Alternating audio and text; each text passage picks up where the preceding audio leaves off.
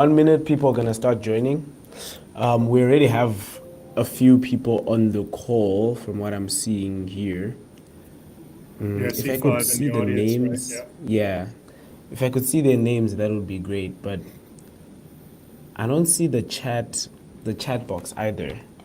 See, I see it on the right of my screen. Do you see it on the right? Oh, there we go. Thank you. Yeah, there we go. Chat test. Thank you. That's fantastic. That's great. All right. So I think I'll just now that people are gonna be getting in right now, I'll just start speaking maybe in a minute once we Sure, get give to them like another minute or two 10, yeah, to to log come on. in. That works. Yeah. Now, Loris, But where are I you think again? I think we're ready. So we're calling from Johannesburg, South Africa. Got it. Okay. Yeah, yeah. And you're in Are, St. are Paul right most now? of the people dialing in from Johannesburg? Most of them are within South Africa, but we have some in Zimbabwe and a few in Ghana and Nigeria as well. Okay, great. Yeah, yeah, yeah. All right. As people pour in, welcome to everyone who is currently walking in. Welcome, welcome. We're just gonna give a couple more minutes for the latecomers, but I see everyone is starting to pour in now. Fine night to be here, and it's lovely to have you here. I'm so excited for today. I hope you're excited too, because we have a lot of value for you today. It's gonna be a lot of value. So we're just gonna give them, let's say, 3 more minutes. 3 more minutes for the audience, and then we can kick off. But whilst you're entering into the chat, I just want to ask everyone who's in the audience to drop a chat. Where are you calling in from? So where are you watching or listening to this from? Just drop in your location.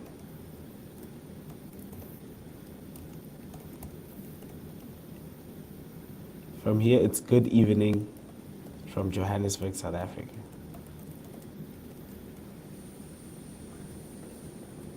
All right. I'm going to ask everyone who's part of the chat, the 11 people in the audience, please drop in where are you calling in from whilst we're waiting 2 more minutes for us to kick off our potentially revolutionary webinar for today. Good evening to you, Dallin. I hope I pronounced that well. Dallin is calling in from Durban, South Africa, and that's in the evening. I love Durban. I went there for 1 week, changed my life. Changed my life. Rob is calling in from St. Paul, Minnesota. Good evening, Rob. Good to have you here. Nkobile is calling in from Durban, South Africa as well. Oh, so we have two Durban. Okay, Johannesburg, where are you? Johannesburg, where are you? Durban looks beautiful. Durban is so beautiful. Durban is.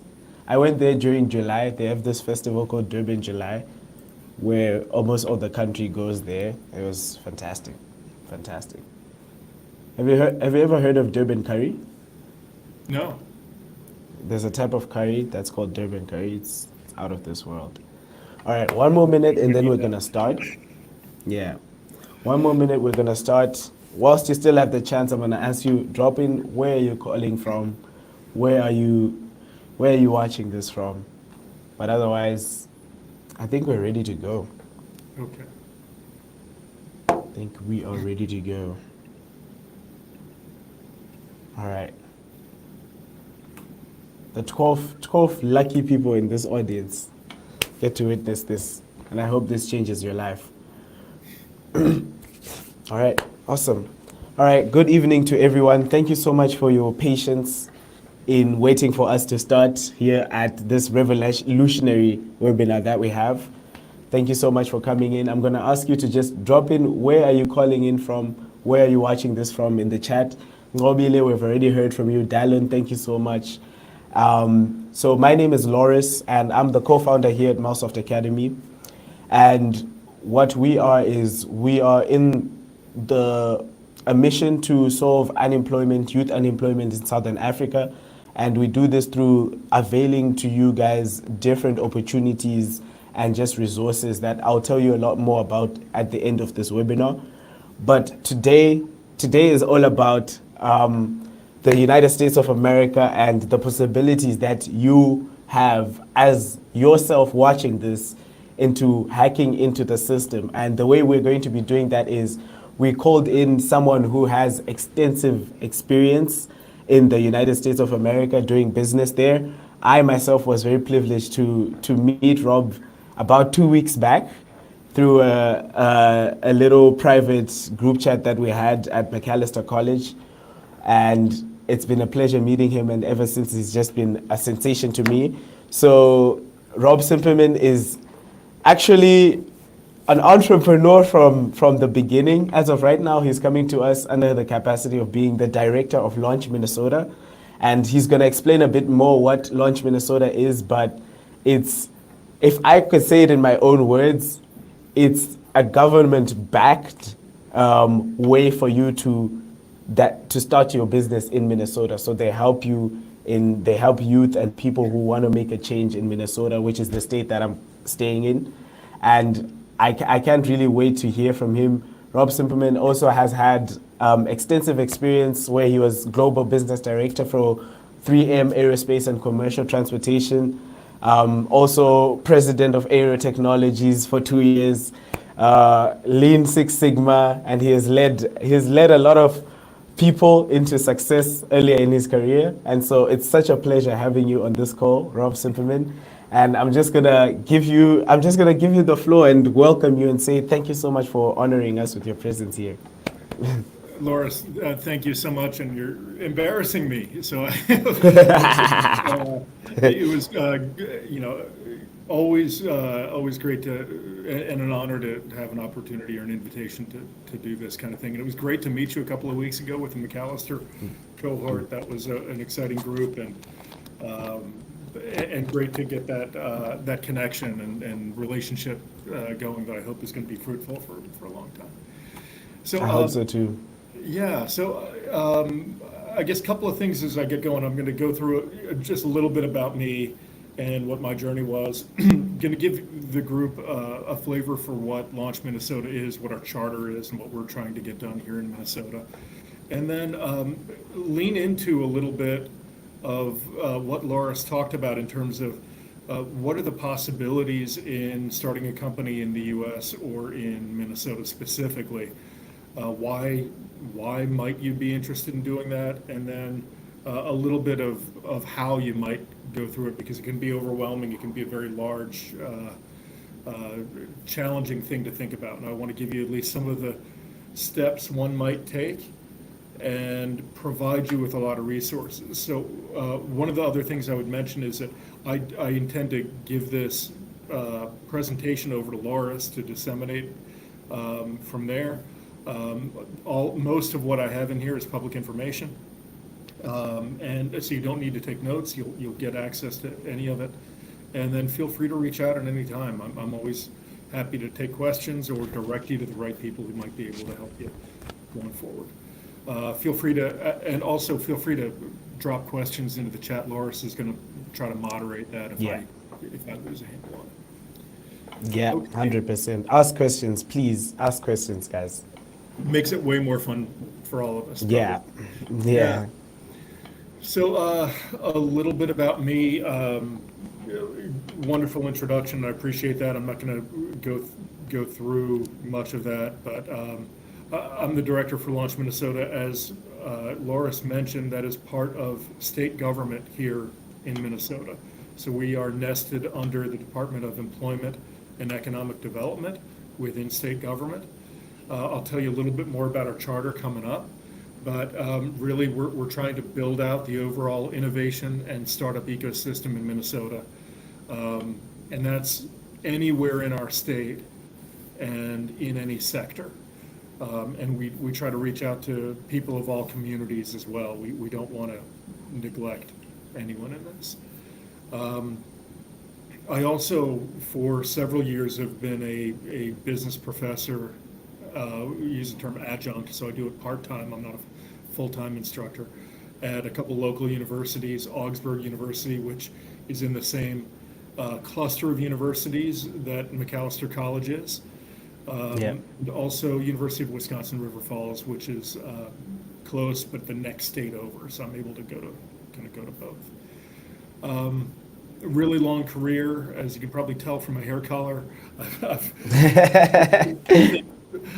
Before, but about 25 or 30 years in the corporate environment, doing anything from strategy, M&A, general business management. I also ran an incubator within 3M for a few years, which was a great experience where we were trying to start up non-core growth opportunities. And that really kind of led me towards this type of work.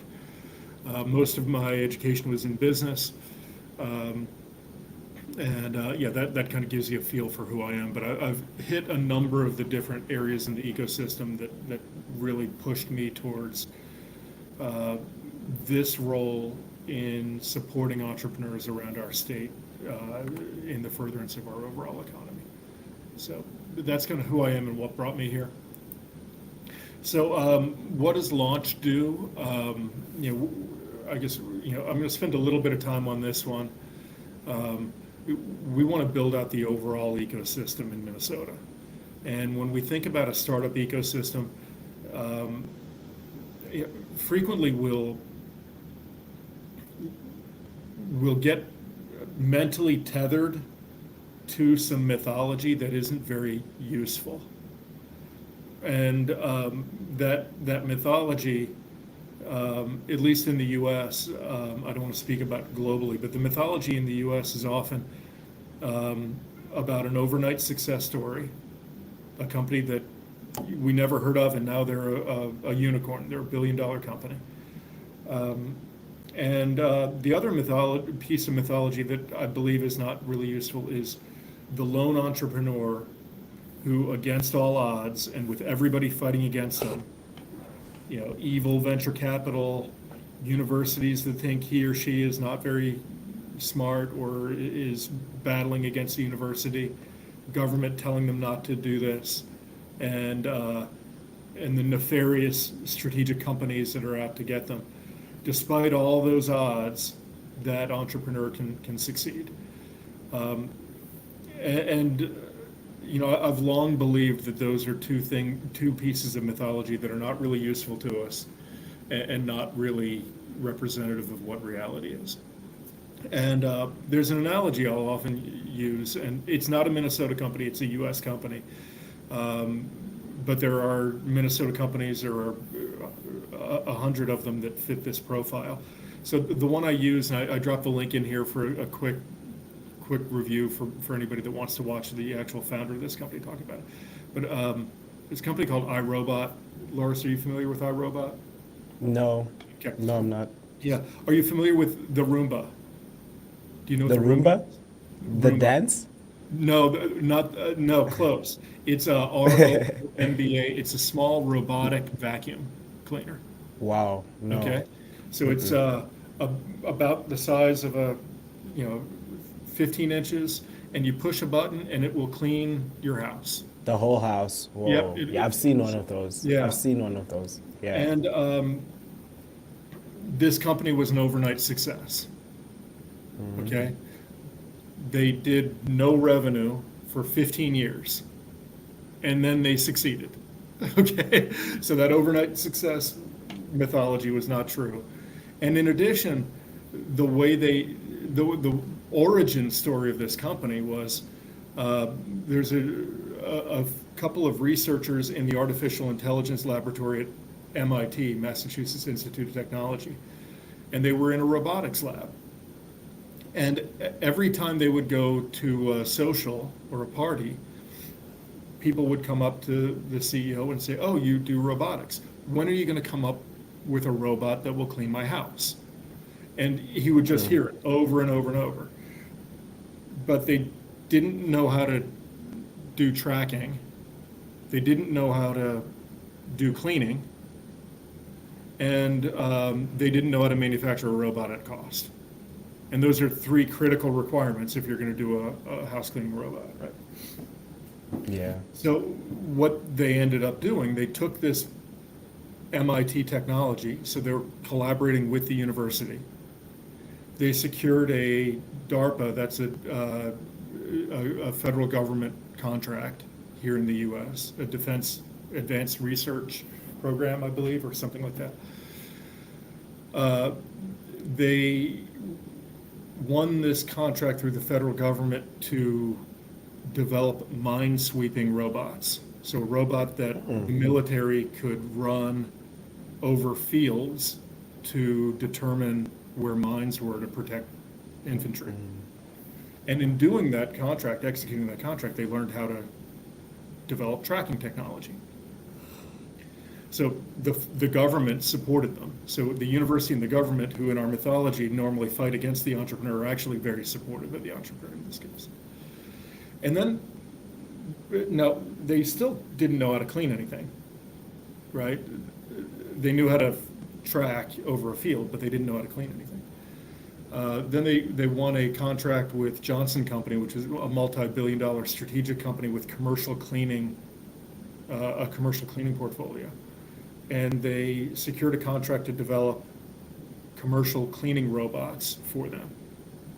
And in doing so, they had the cleaning technology that they could then implement into a consumer product. And then finally, they won a contract with a company called Hasbro, a toy company, to make very low-cost toy robots for children. And then they had all three of the capabilities that were needed. They had the low cost, they had the tracking, and they had the cleaning. And they were able to pull all of that together, piece them together with venture funding to go into the market with a consumer-oriented house cleaning robot.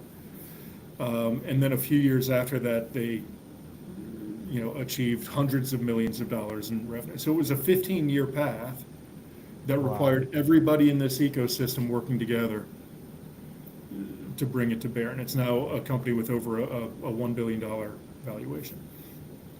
So I only tell that story not because it's a particularly unique one. It's one that most of us can kind of get our head around. But if you look at Google, or if you look at Amazon, you look at any of the big companies that succeeded in the last 20, 30 years, it was usually a number of these parties within the ecosystem that helped support them at various stages. And we believe at Launch, and indeed here in Minnesota, that we have a role to help support that entrepreneur wherever they sit. So by that, there's a little graphic here in the bottom of the screen. You can probably see that's a map of the state of Minnesota. And Minnesota, as the in terms of U.S. states, it's not one of the largest states, but it's a larger state. There are many countries in Africa that are significantly larger by area, but it is a fairly large state. And we have a small staff. So for Launch, it's me, and I have a program administrator that I work with, and I have some shared resources that support me. But we can't be everywhere. And as such, like there's a town called Thief River Falls, okay? And it's way up here in the corner. So if you see where my cursor is, this is where Loris goes to school in St. Paul. Right? True. And that's where my office is in St. Paul. And then if we got into a car on good highways with no traffic and drove 6 hours northwest, you would get to Thief River Falls. And about 5,000 people live in this town. It's a beautiful area on the Canadian border. And in this town of 5,000 people, 3 companies were born. The smallest of those 3 was hundreds of millions of dollars in revenue, Articat. Polaris is another one, and it's, I think, $3 or $4 billion in revenue. Those 2 companies manufacture like all-terrain vehicles, snowmobiles, things like that, jet skis, consumer products. And then a third, DigiKey, which is a multi-billion-dollar digital security company. They all came from that little town 6 hours away from where Loris and I are familiar. So from a Minnesota perspective, we want to support the next ones, and they may come from Thief River Falls. They might come from Duluth or Rochester or Marshall or Austin. They might not come from St. Paul or Minneapolis. So we want to make sure that we give everybody that that kind of support. In addition, we want to make sure underrepresented communities, including women, BIPOC founders, veterans, disabled people, all have an opportunity to succeed in their business. And we actively try to support them through a number of different levers, and we'll tell you a little bit more about that. So I'll probably spent more time on this chart than any other one, but that's who we are. We want to build this overall ecosystem in Minnesota, and we want to help entrepreneurs wherever they are. The three big things we do to support them are tied to capital, culture, and talent. So any research, like if you go into Google and search what are the barriers to an entrepreneur, what are the things that keep an entrepreneur from succeeding or starting a company, capital is almost always number one. Capital is a big one. I don't have enough money to do this. I don't know how to get money to do this. So we try to tackle that from a few different angles. And one of them is we do direct innovation grants. So this is what's called non-dilutive funding. It's direct funding to the startup that they don't have to pay back. It's a 2-for-1 match. So they put in $2, we would supply one, tied to the business operations of what they're trying to get going, provided they meet certain criteria. It's got to be a Minnesota company. It's got to be an innovative startup. So, not kind of a mom and pop store like a restaurant or an accounting firm or a hair salon. It's got to be something that could become a big thing. There's support for those too, but we're really looking for the innovative startups. So we do direct innovation grants. We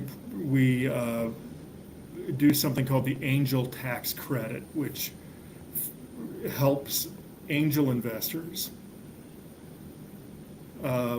invest in companies that meet this profile by giving them a 25% credit up to a certain amount. So the idea is if this angel investor invests $100,000 in Loris's exciting new startup in Minnesota, they would get, as an investor, a $25,000 credit at the end of the year, which makes that investment very attractive to them. And then finally, we host events. So, like, as an example, we're holding a showcase in a couple of weeks that any startup can apply to, or the application window's shut already, but any startup in Minnesota could apply to be in the showcase, and then we will down select the top 8 or 10 to present online and pitch for funding to various angel investors and venture capital firms from all over the country that'll be dialing in. So what we're trying to do is opportunities, barriers to capital for people.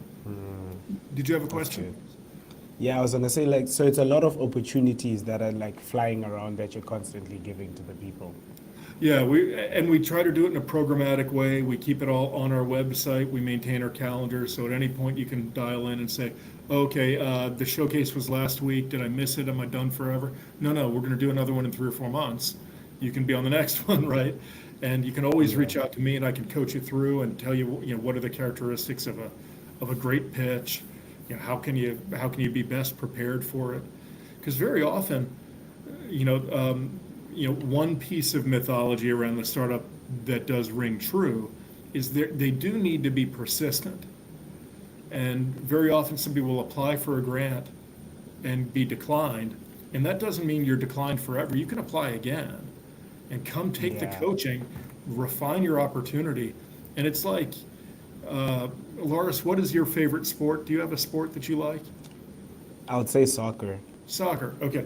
Well, if I walk out right now, I'm going to be a very lousy football or soccer player.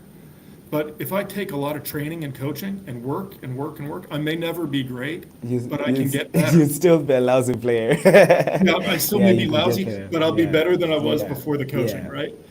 So we can always get better if we do repetitions on things. True. And your business plan, your grant application, your pitch.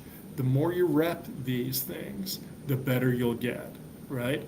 So don't view the no as like no forever. It might be a no right now, but take coaching and we'll get you better. The other thing we do is around culture. So I mentioned Thief River Falls being 6 hours away and that it's very difficult for me to get there. And we have so many little towns and entrepreneurs we don't want to leave on the kind of on the sidelines. We want to harness all of that talent and give them opportunities.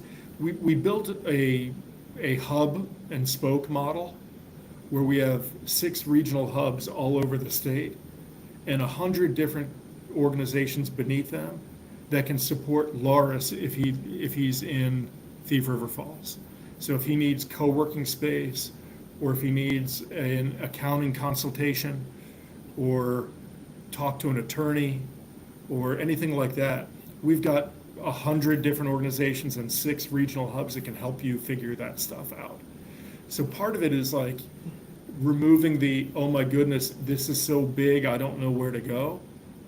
We're going to give you people to go to who can help walk you through that. And then finally, you know, there's a talent piece. We provide a lot of programming and education through education partners like McAllister, University of Minnesota, other nonprofit organizations that can help increase your skill set as an entrepreneur. And we do that in a programmatic way. We do it frequently. It's ongoing, and it's really all in the spirit of making me a better soccer player, right? Even if I'm never going to be the best, right? I can get better. So there'll be a link here that you can click on. Feel free to navigate through that, and you can see more specifics about all those programs. Any questions before I move on? For me, I'm just looking forward to hear how a person who is in Johannesburg can get access to all of this. It's like you're Yeah. whetting my appetite, so I'll just let you Okay, continue. so we'll get into it, Yeah. and Yeah. there's a lot here, and there's a lot to think about. So why don't we talk about it real briefly? Hey, I will skip through this pretty quickly, but just in my program, we've done about $8 million in grants since 2019. These are people who are doing startups who get a $30,000 or $35,000 grant to help their business get started up. And what we found is in those companies, for every dollar of grant funding that we provide them, they've gone on to raise $20 through angel investors or venture capital. Now, that doesn't mean every single one of them has raised money. It's about 1 out of 4 have done it. But over $150 million in capital has been raised after grants. So we've got a pretty good hit rate there.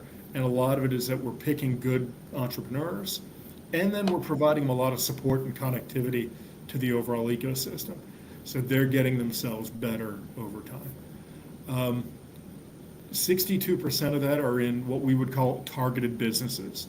So that would either be Greater Minnesota, that's about 20%, outside of the metro area, Minneapolis, St. Paul. It's women founders, it's BIPOC founders. There's some veteran and disability or disabled founders that are impacted.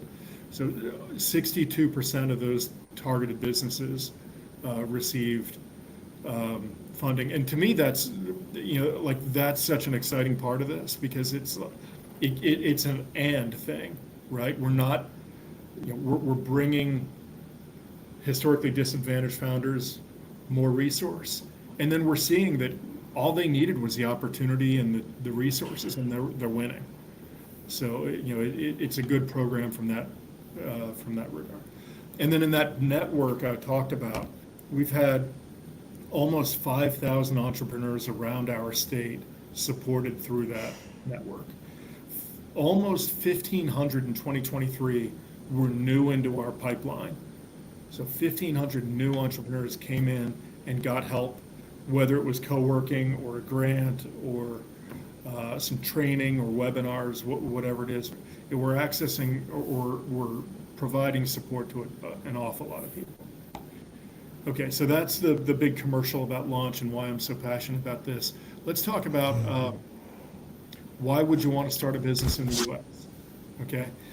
This could be a 45-minute or a 2-hour discussion, right? So there's so much here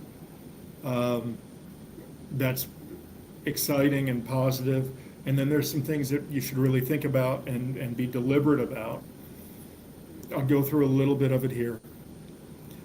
It's a very large and diverse market. So the GDP in the US is $21 trillion.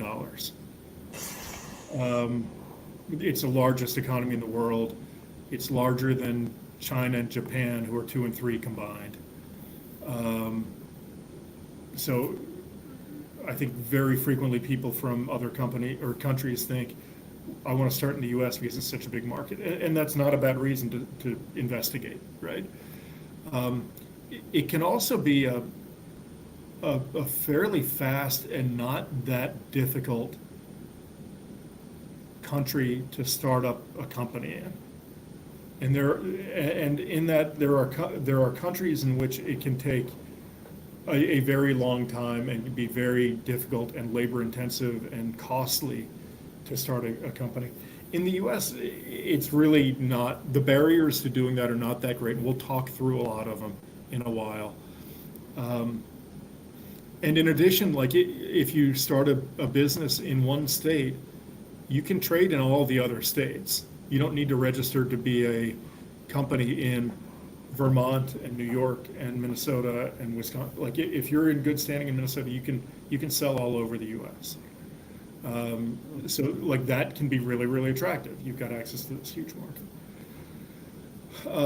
There are a lot of things to think about too, and this, we'll go into business planning in a little while, but so all of this would kind of start after the business planning piece. Okay, so, and we'll talk about that in a little bit. But where do you want to register? I think in Minnesota, it's only maybe, depending on your structure, $190 to $250 to register as a company. It's not super expensive Wow, to do that. I thought it was much more. No, it can range depending on what your structure is and all that stuff. But it's hundreds of dollars, not thousands and thousands. Yeah, so just for the audience, $200 would be like roughly 4,000 Rand, somewhere there. Yeah, and Okay. depending on what kind of company you're thinking about starting, Minnesota can be a really good fit. Like operating here, there's a lot of reasons why you'd want to operate here. And I would contend that Minnesota is one of the very best states to operate in. To register, That's what I would say too. yeah. Now to register may be a different thing. So if you're thinking about being a venture-backed company and you anticipate my idea is going to be 100% game changer and it's going to be a multi-billion-dollar thing, and I've already got investors lined up, we're going to incorporate. Well, there are a couple of things to know about that might inform what states you incorporate in. Like many of the largest Minnesota companies are incorporated in another state, Delaware, even though all of their operations or most of their operations are here in Minnesota. And a reason why is that Delaware tends to be legally a very easy state to navigate through and very experienced state to navigate through some of shareholder dispute issues that often will come up in large corporations. So you can be thinking about that. You can also change that over time too. So like it's just a thing to have in the back of your head. Another thing is like, go ahead. I'm just gonna pause you here because Yeah. I'm seeing a couple of questions that might be relevant right now. Go ahead. One is saying, which state is best for taxes? I've heard a lot about Florida. Yeah. So this can all be, you can Google all of this, right? So I can't probably quote accurately, but I did look recently. I think the state corporate income tax, so there are different tax implications, which will lead to another, I'm really glad this was asked. And I'm going to give a disclaimer. I'm not a tax expert and I'm not an attorney. And on tax issues and legal issues, I might flag a couple and recommend that you talk to an accountant or an attorney.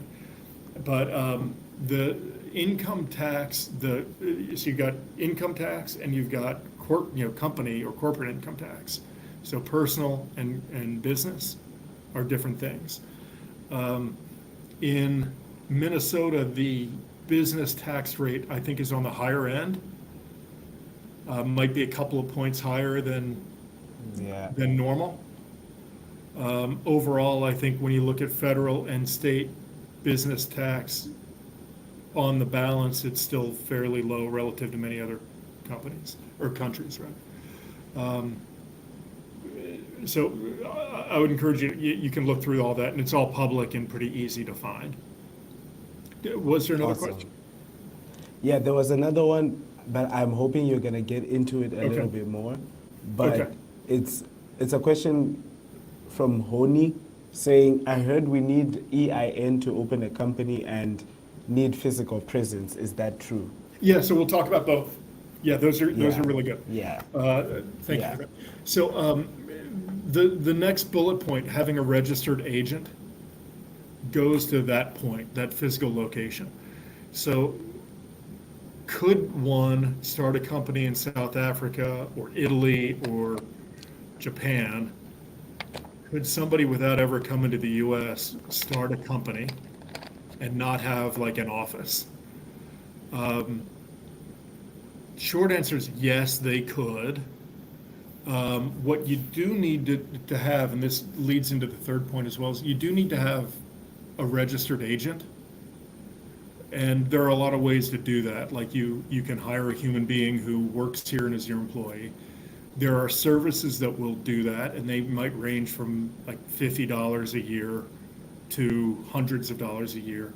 And the purpose of that is that if there's registered mail or specific, like if you're ever like sued here in the US, that process is you would be served. You have to actually physically be able to receive that document. And if you're in Johannesburg, or if you're in Vienna, or if you're in Dublin, Ireland, you can't receive that without an agent on your behalf being able to do that. So that seems like a big thing. There's a lot of ways to get through it. It's not that difficult, and there are services who are online available, and I think we may even have links to some in the presentation that can do that for you. There are companies that provide that service to international entrepreneurs. And that goes to that third point. So I mentioned how on the YUS, you might really, like, it's not that expensive to become a company, to register a company here. In many countries, it's the bar to sue a company may be higher than here in the US. It's not that difficult to sue a company in the US. And one of the things we say, and I've had many attorneys tell me this, just very matter-of-factly, hey, if you're going to start a company, you're going to get sued. Just like, don't think, oh my goodness, how can I like make sure I never get sued? No, you will get sued, because the bar to suing somebody is just not all that high here. So as that goes up to that second bullet point, there needs to be a way for a court to get you that document that you got sued. Okay? And it doesn't mean their legal system is a free-for-all. Our legal system is a very good legal system. It's on par with, any developed country. However, you could get sued.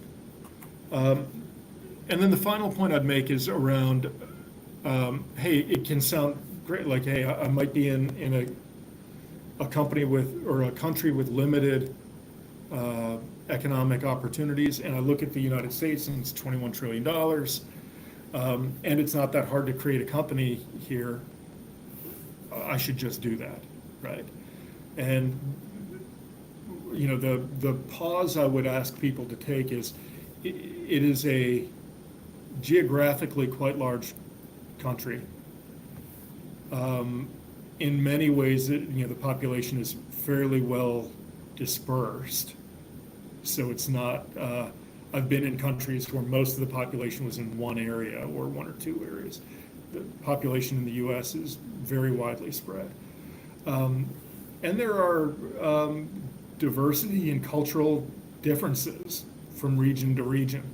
So I've lived in the Northeast, I've lived in the Southeast, the Midwest, the Deep South. I've done business in the West very frequently. And language is fairly consistent, but they can mean different, languages can mean, even in speaking English, it can mean different things. There's a large part of the country now where other languages, where Spanish is becoming much more of an important language. So it's not always really, well, it may be really easy to set up a company here relative to other countries. It can be a very challenging country to do business in. And it makes me think of a business trip I went on, I think it might have been 15 years ago, Loris. I was traveling to India, and I was meeting with the chief marketing officer from Reliance. I don't know, do you know this company, Reliance? Never heard of it. So Reliance in India at the time, this is like 2008, 2009, was about a $50 billion petroleum company. Oh. Okay, they're one of maybe the largest energy company in India. And at that time, they had made a strategic decision to become a large retail outlet. So they wanted to be a pan-Indian, all across India retail outlet. And in the days leading up to my meeting with the chief marketing officer who was charged with that, I was in a business that supported brands, okay, with their imaging at the time. Walmart, do you know Walmart? Yeah. So Walmart, because you've been in the U.S. a decent bit. Walmart's a major retailer in the U.S., and Walmart had determined they were going to take on the Indian market, and they were going to become a huge player in India. And the head of that initiative for Walmart was asked by Financial Times, how do you anticipate navigating through the cultural differences that are certain to face you as you go into India? Yeah. And he responded, well, we faced cultural differences when we went from Arkansas to Alabama 30 years ago. I'm sure we'll be able to manage these. Now, for those that don't know, Arkansas and Alabama border each other, or they almost border each other. They're two very similar, smaller, rural U.S. states.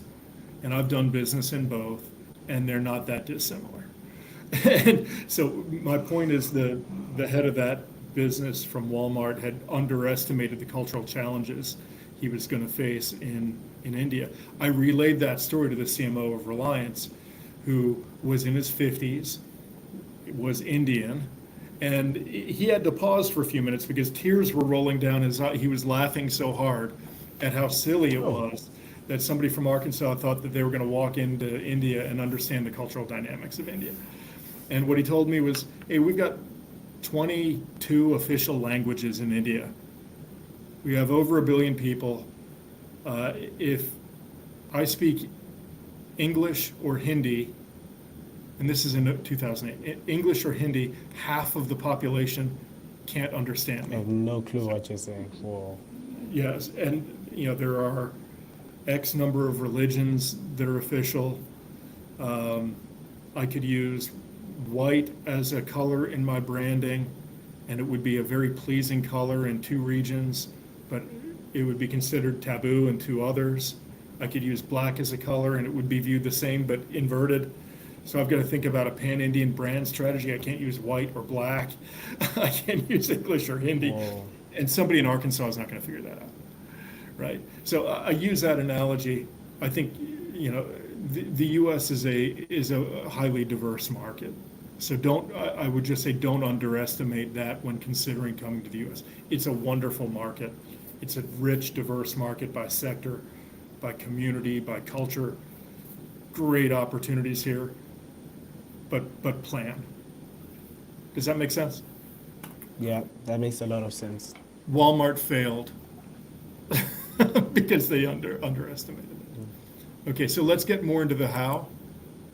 I'm going to do one more on why. So why specifically on Minnesota? I'll leave this with you. We're like a microcosm of the overall U.S. market.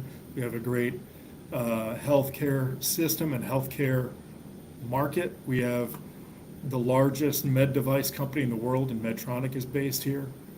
The best hospital in the world, in Mayo Clinic, is based here. The largest insurance company in the world, United Health Group, is here. The largest healthcare material science company, Solventum, is based here. So that's all around the healthcare ecosystem itself. In addition, we've got 38 companies with over 1 billion in revenue based in Minnesota, and they're in all sectors: financial, fintech, clean tech, ag tech. It's just a great, rich economy. Tremendous higher ed system here. A great global market for talent. It's becoming a more diverse state every day, and you can really feel that, and you can feel the excitement. Yeah, that's true. That cultural richness being added, and a great quality of life. Like, if you live here, where I sit in St. Paul, I can walk 5 minutes and be at the river. I can drive 10 minutes and be at a lake. I could drive 20 minutes and ski downhill if I wanted to, or I could cross-country ski. There's bike riding trail. There's all this wonderful stuff here. It's really a very great place with also tremendous infrastructure. And being centrally located in the U.S., we talked about how large geographically it is. You're a 3-hour flight to almost every major city. And we've got a great international airport here that can help get you there directly. So you see the rankings there. It's a great place to be, and I'm not from here. I'm from other parts of the U.S. I've lived here 25 years. It's my home now, and I would recommend it to anybody. So let's get more into some of the how. This is the exciting stuff. I can't overestimate or overstate number one: build your business plan. So if you're thinking about it opportunistically, hey, I can book revenue in dollars and convert to local currency, and because of the strength of the dollar, that's going to be really exciting to me. That should follow everything else. That shouldn't be the reason to do this. If you think, what problem am I really solving for a market or for a customer set?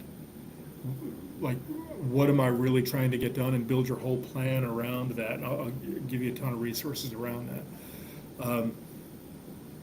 You can reap those other benefits, right? But understanding what is a competitive market, what am I really doing for my customers? We can talk a little bit about how do you build that network, and how might you get a customer, and all that kind of stuff.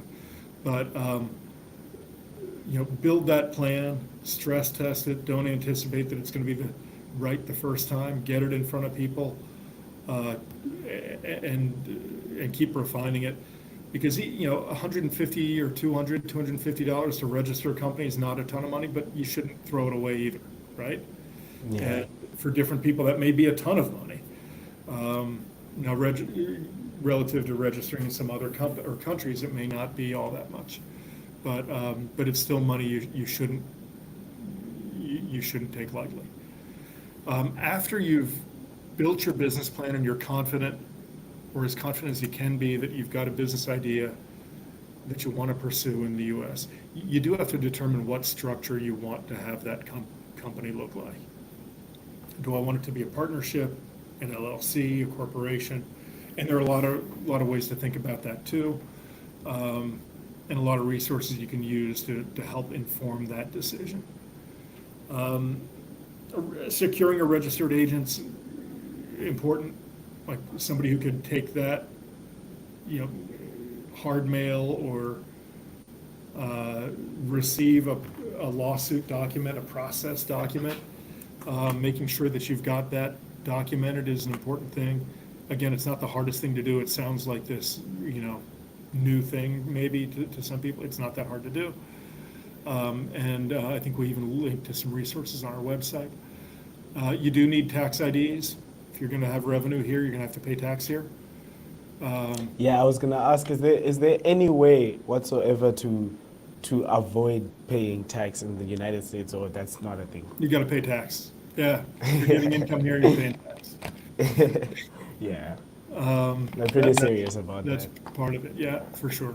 Yeah, and then identifying other support, because you'll want You may have, if you're in Johannesburg, you may have a great accountant, and there may be differences in accounting, tax law between the countries.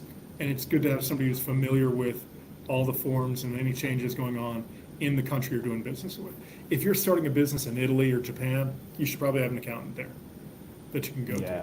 Doesn't mean you need a full-time person, but you need somebody you can call and talk to who can help you navigate the local stuff.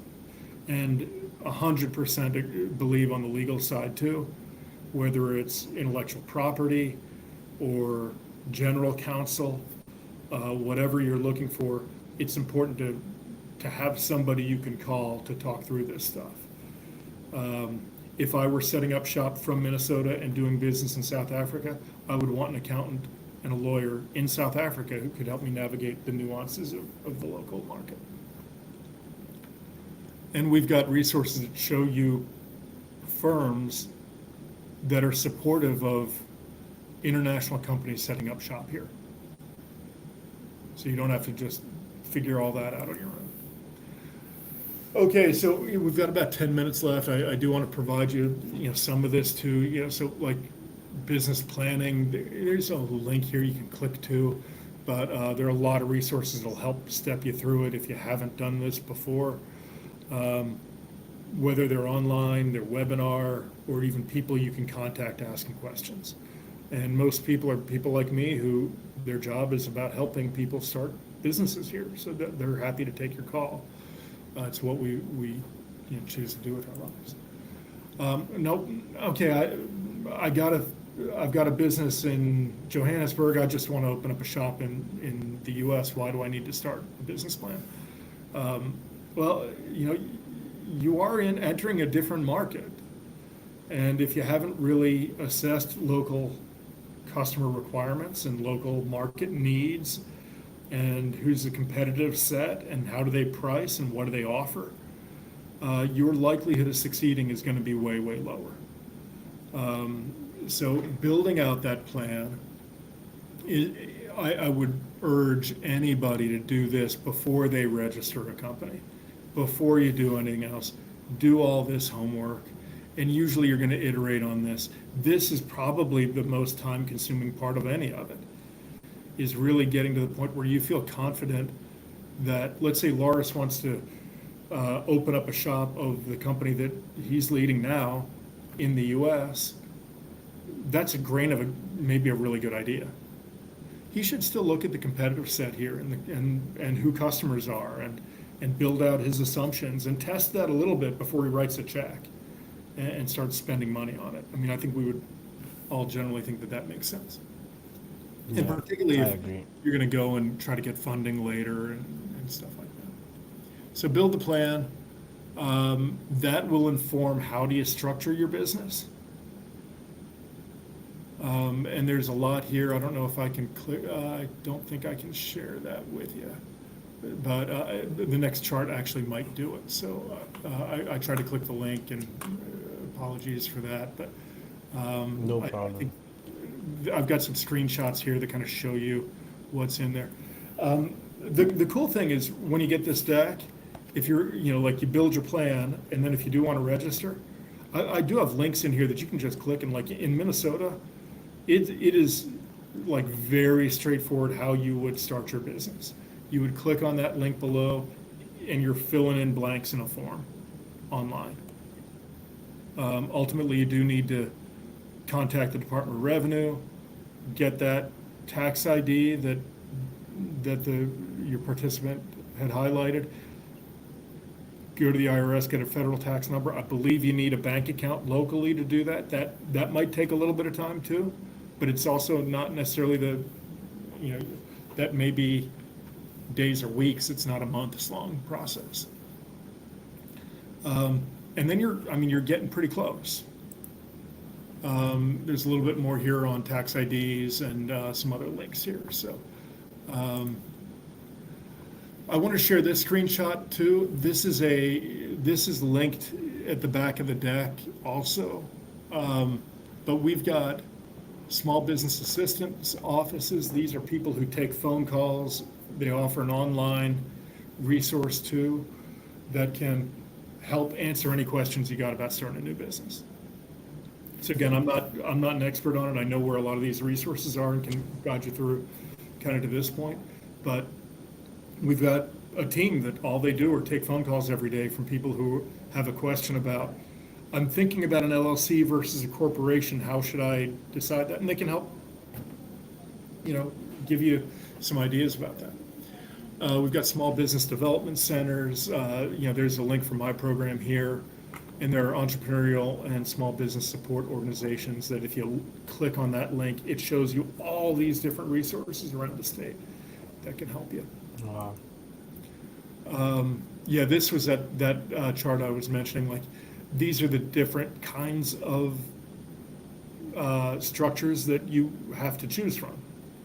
Am I going to be a corporation? Am I going to be a limited liability corporation, which is usually kind of a smaller corporation, but it shields the proprietor from some legal risk? Am I a nonprofit or a public benefit corporation? Things like that. And then this is a great one, I think, for this group. And I think I got a screenshot here because I wasn't sure if I'd be able to show what's within it, but it's an International Business Service Directory. And what you can do is you can kind of click this directory, and there's a link here at the bottom of the chart. You see where my cursor is. So you'll have this. Click that link if you're wanting to look at it, and it'll get you right to this page. You click on that directory, and then it's got this drop-down menu. Hey, I'm looking for an accounting firm that will help somebody who's thinking about starting a business internationally, but in the U.S. And if you click on that accounting piece, there's like 50 or 100 accounting firms that support international entrepreneurs trying to start in Minnesota. What if I need a freight forwarder or a cargo carrier or insurance or legal services? You can drop down to any of those, and there are all these companies. We're not saying they're great, we're not endorsing them, but they're all companies that support international entrepreneurs who want to be in Minnesota. So anybody listed here has already said, I want people from other countries who want to come to Minnesota to call me. Their whole business is about trying to help you succeed. And overwhelmingly, this is a personal experience thing, people will take a phone call and scope things out before you start incurring charges. Does that make sense? Yep, that makes a lot of sense. So it's step by step to start a company, and you got a ton of help available for you. So final thing, got 2 wrap-up charts after this. I know we're about time, but hey, maybe I've got an IT consulting company and I want to start in Minnesota and I want to go after this market. How would you do it? I think Lars has showed a really good start, right? If you think about how you started your company in Johannesburg, you probably had some networks that you leveraged, people that you knew. It wasn't creating a website and then people start calling you, right? You're doing that legwork. And now through your diligence, your personal characteristics, your drive, all that you bring to the team, you've got contacts within the state. You've got contacts at McAllister. So you're building your network locally. And that's how you start a company, right? You don't do it alone. It's not just starting up a website and then passively people are going to come to you. I think that's probably a tougher job, right? Yeah, that's a tougher job. Yeah, so if you want to build something here, find ways to develop a network locally that you can then leverage into starting getting your first company, your first customer, and that ends up, that's a full-time job. It may not be your 8 to 5 job during the workout, but becoming integrated in whatever market or community you want to be in is super important. And then I dropped all these resources in here. They're all links. Most of these are state websites. So if you go into that I can't vouch for everything. Hold on, I'm trying to go back. Every freight forwarder, I can't endorse them all. I can tell you that they all registered. They're, as far as I know, they're in good standing, and do your homework. These sites are all state up until the bottom. These are all state of Minnesota websites. You can trust everything in here. The resources are real. The process is real. If it says you have to write a check for $185, you can count that that's correct, right? That's what you have to do. The final one here is on irs.gov. That's a U.S. government. How to apply for an employee identification number, which is specifically what that other commenter had asked for. And what I found, I navigated through each of these links. There's a lot here, some step-by-step. If you follow them, if you're patient, you can get through all of it. And then the final guidance I'd give anybody is great opportunity. I encourage you to consider it, but be patient. I just gave you a ton of information. It can be faster than in many countries to do this, and it can be worth it. But it's still going to take time, right? I mean, you have to kind of work through it very methodically, build your plan, then register, after you determine what your structure is. Make sure you get the right resources lined up around, registered agent, who might I call for legal, who might I call for accounting, all that kind of stuff. And then, ask for help at any step of the way. Do that as often as you can. Build your networks. And then I said start with a plan, but I'm going to finish with start with a plan. Build that plan out. And then go from there. So that's all the material I've got to present. Any final questions before we kind of wrap up? Ooh. Thank you so much, Rob. That was fantastic. That was fantastic. I'm clapping on behalf of all the 15 people who are on the call. I hear we have some people watching from LinkedIn and YouTube as well. Not sure what the numbers are for those, but thank you so much for that presentation, Rob. Questions, please. Can we please get some questions in the chat? We're already over time by 1 minute, but we'll take a few questions. If there's Yes, any you wrap will up, I get the do record. have a couple of questions I can take. You can take? Awesome. Yes, you will be getting the access to the recording as well as access to the slides. Just to confirm, Mr. Larrath, there is a way to send the slides to everyone who came, right? I'm sure there is. Yeah, But yeah, the I will questions we're send them. getting, And Laura, Yeah. if you provide me I'll your distribute email, them. I will email you the deck Yeah. directly, and then everybody can go from there. Awesome. All right, so we have 3 questions I'm seeing right now, as of right now. First one is from Banele. He says, or they say, what type of sectors have you seen an upward trend being opened in the state of Minnesota? Yeah, great question. In the 5 years of our program, roughly 30% of the grants that we've issued have gone into life sciences or healthcare. So that's been a very rapidly growing area. So almost a third of what we do have gone into that area. 12 to 15% each in clean tech, ag tech, fintech, and then general software. And then everything else is kind of a small 1, 2, 3%. So I would say those are probably the largest sectors. Very large clean tech push now. We're nationally designated as a med tech hub. So when you've got Medtronic, we have Boston Scientific here, we have Mayo Clinic.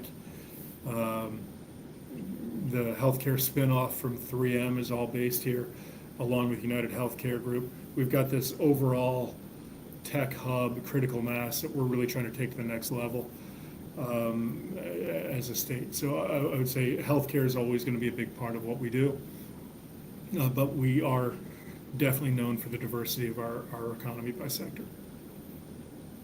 Awesome, awesome. Thank you for that. Another question we're getting from Larrath is, how much does racism affect entrepreneurs in Minnesota and Minneapolis? Yeah, you know, I, through my experience, can only give one perspective, right? And that's always a challenge. I can only speak through my eyes, which limits dramatically how relevant that my answer can be, right? Um, I believe that we have taken very concrete steps to address inequities. It's a high priority for um, our governor and that administration to address inequity. Um, and as such, it's an important part of what we do in building out our startup ecosystem, where we don't, it's almost, I'm trying to think of the right words to say it. We not only want to leave nobody behind, we want to make sure that we're knocking down the systemic barriers that have been in place here. And that's an active part of what we do. So I hope that at least gives some type of an answer. Yeah, and I feel like it's one of those questions where you can never really give an answer to that.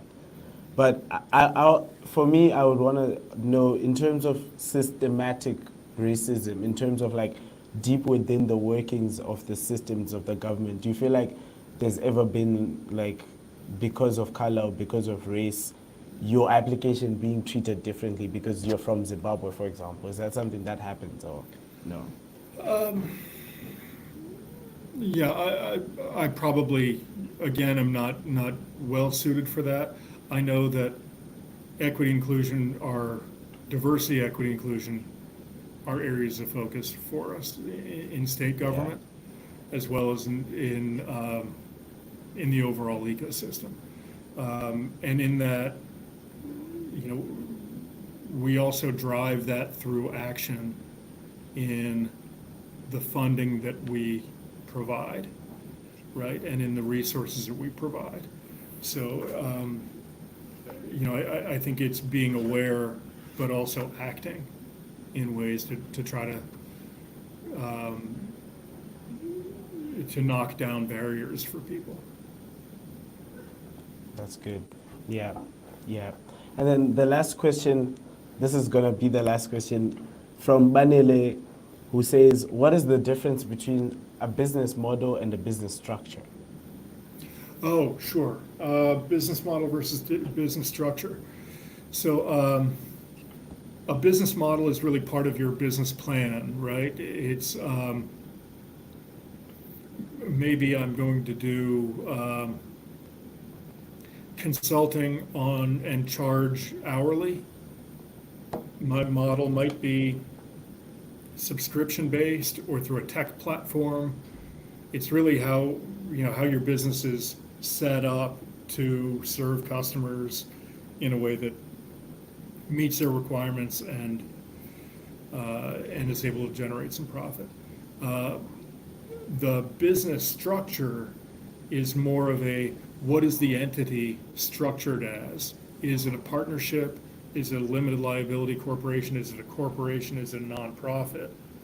They're kind of different things, right? Like one is just, what is your legal structure, which can have implications in a number of different other areas in terms of legal risk and how you report income and things like that. The other is really more, how are you setting the business up to do business and to meet customer requirements? Awesome. Fantastic. Thank you so much for answering that so well, Rob. And thank you for your time, honestly. Thank you so much for gracing this occasion.